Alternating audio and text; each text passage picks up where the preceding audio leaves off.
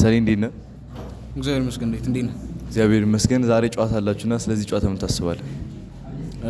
ምንድን ላይ አይደል? ያው የምንጠብቀው ማሸነፍ ነው። ቲሙ አምናም ካቻምናም እንዳየነው ከሆነ የሚሆን አይነት አይደለም ከኛ ቲም አንጻር በተለይ ማለት እና እናሸንፋለን በሰፊ ውጤት። ፖላ እንዴት ነው? እግዚአብሔር ይመስገን። ዳዋ እንዴት ነው? እግዚአብሔር ይመስገን። ዛሬ ጨዋታ አላችሁና ምን ታስባለህ ስለ ዛሬው ጨዋታ?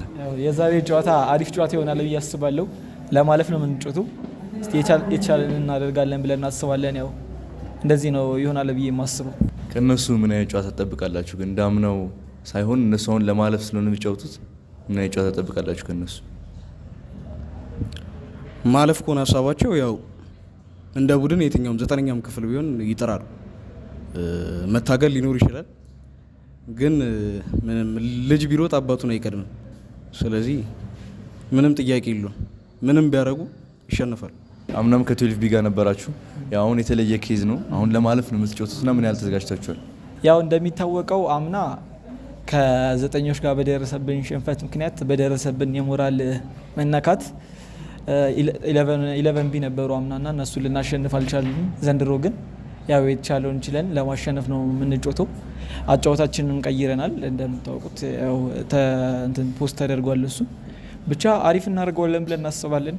እኛም ደግሞ ቶርናመንቱን ከፍ ካለን ወይም ደግሞ ካለፍን ጥሩ ይሆናል ብለን እናስባለን። ያው ብዙም ልንሄድ ባንችልም ጠንካራ ቲሞች ስላሉ ግን ከነዛ ጠንካራ ቲሞች ጋር ለመደመር የተቻለን እናደርጋለን። ዛሬ ስለዚህ እንጠብቅ። ቁጥር ባልጠራ ይሻለኛል። ብቻ ግን ያው የማሸነፉ ግምት ወደኛ ነው። ለስን እንጠብቅ። 5 ተጫዋች አለ የሚደርስ ነው 6 ተጫዋች አንድ በረኛ ሁሉም 3 ያገባል። 21 ጎል ነው። ነዋ እንዴት ነው? እግዚአብሔር ይመስገን። እግዚአብሔር ይመስገን። እንዴት ነበር የዛሬው ጨዋታ? ጨዋታው በጣም ጥሩ ነበረ። ካሰብነው በላይ ተጫውተናል። እነሱም እንዳሰብናቸው አልነበረም። በጣም ይቻሉ ብለን ጠብቀን ነበረ። ግን ያው ምንም ይሉ እና በተረፈ ጥሩ ነበር። ሰሌ እንዴት ነህ? አሎ ዲቭ እንዴት ነህ? እግዚአብሔር ይመስገን። እንዴት ነበር የዛሬው ጨዋታ? ጨዋታው ትንሽ ይከብዳል። እንደጠበቅነው አልነበረም። ፍጹም አይገናኝም። ከኛ ሀሳብ ትንሽ ርቋል። በቃ ተገላቢጦሽ ሆነ። ምንድን ነው ይሄ? አህያ ወደ ቤት ውሻ ወደ ግጦሽ ነው የሆነብን። ግራን የገባን እንደጠበቃችሁት እንዳልነበረ ነግረህናል። እና ምን አይነት ስትራቴጂ ተጠቅማችሁ ነው እንደዚህ ጥሩ ለመጫወት የቻላችሁት? ከባለፈው አሻሽላችሁ? ምንም ስትራቴጂ አልተጠቀምንም። ያኔ የመጀመሪያ 9ኛ ክፍሎች ጋር ስንጮት እያንዳንዳችን ፖዚሽናችን አላወቅም ነበር። እኔ አጥቂኝ ሲጮት፣ ፖሎስ ተከላካይ ሆኖ ሲጮት፣ አሚሊክ ደግሞ ያው ሚድፊልድ ሆኖ ሲጮት ነበረና አሁን ፖዚሽናችን አሻሽለን ስለጮትን ያው የተሻለ ውጤት ማምጣት ችለናል። ነበር ግን ዋና ስህተታችሁ ለዚህ ጨዋታ? ዋና ስህተታችን እኛ ክፍተት አለብን ብለን የምናስበው ማጥቃት ላይ ነው። ያው ሌላም አለብን ግን ማንናገረው አስተካክለን የምንመጣው። ቅያሪም ጎሎን ነበር፣ ሰዎች ቀርተው ነበር።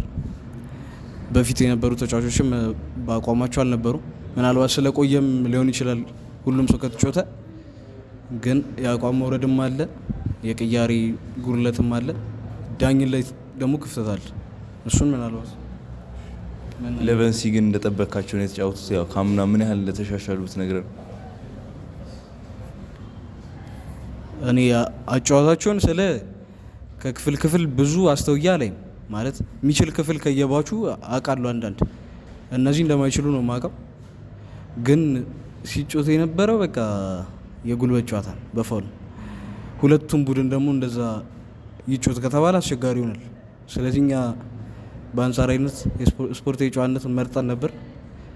ግን በቃ ታክል ምት ምናምን ነገር ብቻ ነበር እና ከባድ ነበር። እኛ ደግሞ በአጸፋው ምንም ለማድረግ ዝግጁም አልነበርንም፣ አላሰብንም እንደዛ። አሁን የማለፍ እድላችሁ በጣም ከፍ ብሏልና ቀጣይ ያው ከቴምቢ ጋር ነው ያላችሁ። እስቲ ምን እንጠብቅ ስለሱ ጨዋታ? ከቴምቢ ጋር ጋራንቲድም ባይሆን ያው 2-0 3-0 እናሸንፋለን እናስባለን። 3-0 2-0 ቢሆን 1-0 ራሱ ካሸነፍን ትልቅ ነገር ነው። ላይክ 12ኛ ክፍሎች ላይ እንደሰራ ነው ተልካሻውን ጥፋት ማለትም ደግሞ ማኑ ሰርተን ፔናልቲ ገብቶ እንደተሸነፍን አይነት ጥፋት ላለማጥፋት እንሞክራለን። በተረፈ ያው ጥሩ ተጫውተን ያው ጥሩ ውጤት እናገኛለን ብለን አስባለሁ። ከዚህ በኋላ ከእናንተ ምን እንጠብቅ?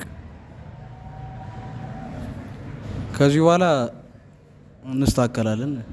ያው ለማጥቃት እንጮታለን። የሚቀርሱ አይኖርም ማለት አለ አይደል።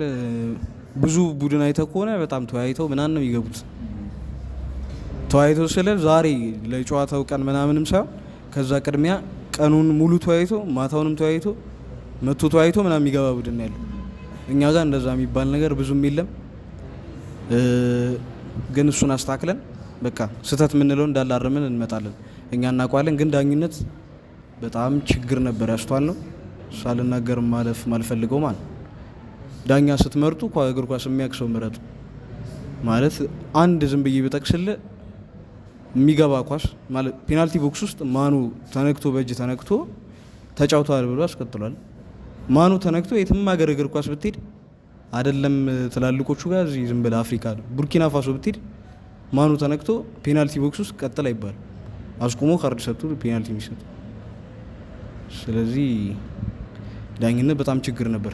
ዳኞች ራሳቸው ሰምተው ራሳቸው ያሰቡትን መፍረድ ነው ያለባቸው።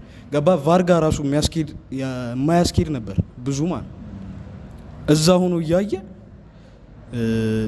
አንድ ላቁም ምንድነው ቼክ ላድርግ ብሎ ደግሞ መሄድ አይቷል እኮ ባይ ነው። ይሄ ባይኖርስ ገባ እግር ኳስ የሚያክሰው አንደኛ እንዲዳኝ አድርጎ፣ ሁለተኛ በቃ 9 እና 10 ባይሆን ደግሞ አሪፍ ይሰማሉ። ሰው ሰምተው ነው የሚዳኙት፣ ቀጥታ ይፈርዱ። ስለዚህ ያንን አስተካክሉ። በቃ ማይፈራ በስርዓት የሚዳኝ ኳስ የሚያውቅ ዳኛ አድርጉ። እኛም በእርግጥ ክፍተት ነበረብን እናንተንና ዳኛውን ብቻ እንትን ማለት አይደል፣ ግን ሀሳቤን ለመስጠት ያክል ነው።